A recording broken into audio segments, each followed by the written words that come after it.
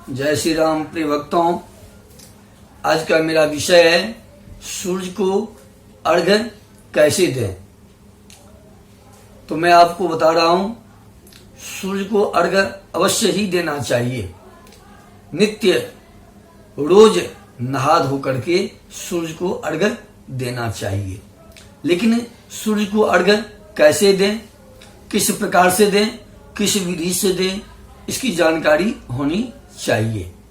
जैसा कि आप एक लोटा ले लेंगे, पित्तल का हो व आपके पास जो भी उपलब्ध हो, वो एक लोटा आप ले लेंगे। उन लोटों में जल, स्वच्छ पवित्र जल भर लेंगे। लाल चंदन, अक्षत, चावल और थोड़ी फूल उसमें आप डाल दें। ऐसा संभव न हो तो भी केवल मात्र आप पवित्र जल को लेकर के उस लोटे के अंदर और भगवान सूर्य के सम्मुख आप खड़े हो जाओ और भगवान सूर्य के सम्मुख खड़े होकर के उनकी ओर ध्यान लगा करके आप नमस्कार करते हुए आप उनको आप अर्घ्य देंगे। अर्घ्य देना है, आपने अर्घ्य देना है। अर्घ्य देंगे तो अर्घ्य देने का मंत्र क्या है, कैसे जो है वो मंत्र का पाठ करना चाहिए, कौन सा वो मंत्र है, तो आपको मैं बता देता हूं। उस मंत्र को आप याद कर लें, नोट कर लें। ऐसा आप मन में भाव करेंगे, हे भगवान सूर्य नारायण, आपके बगैर ये संसार अंधकारमय हो जाएगा, अंधकार रहेगा। आप ही समस्त प्राणी का आधार हैं, आप ही हमारे नेत्र का ज्योति हैं। आपके कृपा से ही हम संसार को देखते हैं। हे सूर्य नारायण भगवान, मेरे जीवन का जो अंधकार है, जो कष्ट है, उसे आप मिटा दें। ये अर्घ्य मैं आपको प्रदान करता हूं, इसे आप स्वीकार करें। इस भाव से आप नमस्कार करते हुए अर्घ्य देंगे। लेकिन अर्घ्य देने का कुछ मंत्र भी है। यदि आप वो मंत्र आप बोलते हुए अर्घ्य दें तो अति उत्तम। और यदि वो मंत्र न बोल पाओ तो भी आप जल जो है लोटा भर करके और भगवान सूर्य के सम्मुख खड़े हो जाओ और उनकी ओर ध्यान लगा करके, जैसे कि मैंने आपको बताया है, वो सब भगवान के चरणों में आप भाव प्रकट करेंगे अपने कल्याण के लिए। और उस भाव से कल्याण के लिए अपने मंगल कामना करने के लिए आप सूर्य के सम्मुख खड़े होकर के उनको अर्घ्य देंगे। और अर्घ्य जब आप दे देंगे तो जो जल है, जो गिरा हुआ जल है, जो आपने अर्घ्य दिया है, उन जलों को हाथों से लगा करके अपने मस्तक में और अपने नेत्र में, अपने ग्रीवा में और अपने भुजा में अवश्य लगाना चाहिए। इससे आपको क्या होता है, तो मस्तक में आपके अच्छे विचार आते हैं, आपका दिमाग काम करता है, सोचने की शक्ति आप में प्रबल बढ़ जाती है। नेत्र में लगाने से आपकी चक्षु की ज्योति बढ़ती है। आपको यदि किसी प्रकार की कोई आंखों की परेशानियां हैं और नित्य प्रति इस नियम से आप करते हैं, तो उन जलों को स्पर्श करके यदि आप नेत्र में लगा दें तो यकीनन मानिए, जो आपको किसी भी प्रकार की विकार हो आंख में, तो जल्दी से जल्दी दूर हो जाएगा।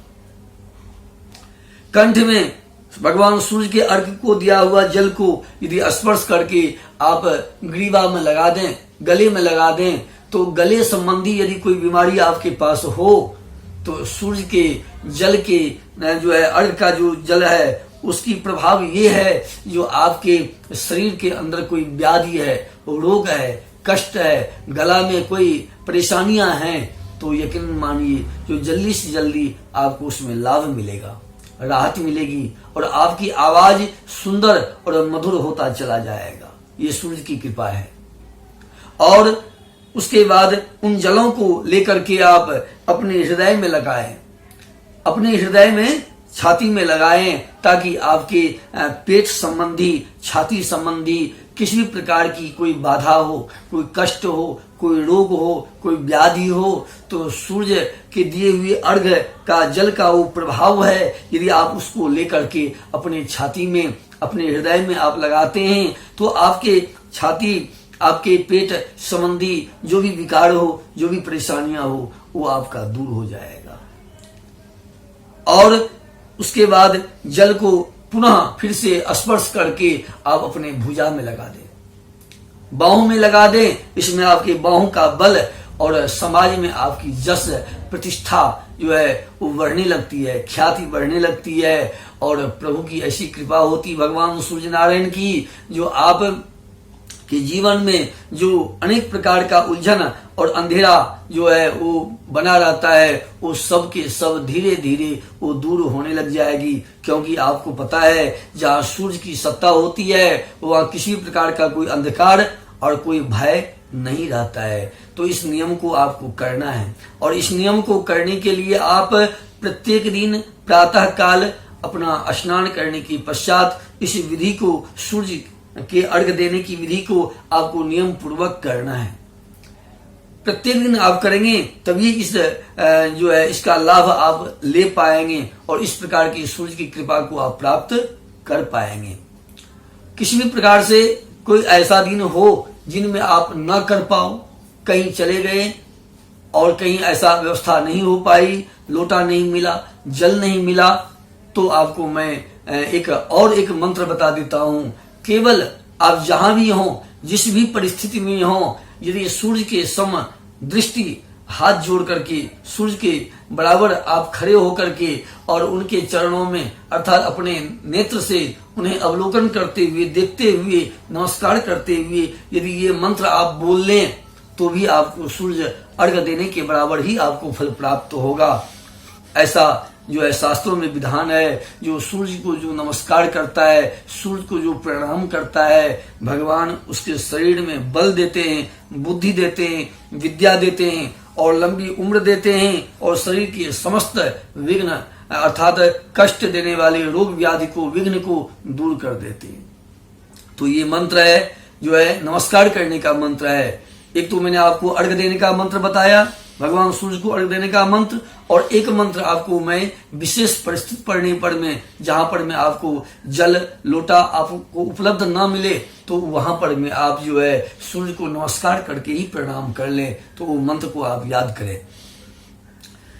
वो मंत्र है ओम नमो विवस्वते ब्रह्मण भास्वते विष्णु तेजसे जगत सवित्रे सूचे सवित्रे कर्मदायिनी एकवर्घ ओम भूर्भुवस्व भगवती श्री सूर्य नारायणाय नमः।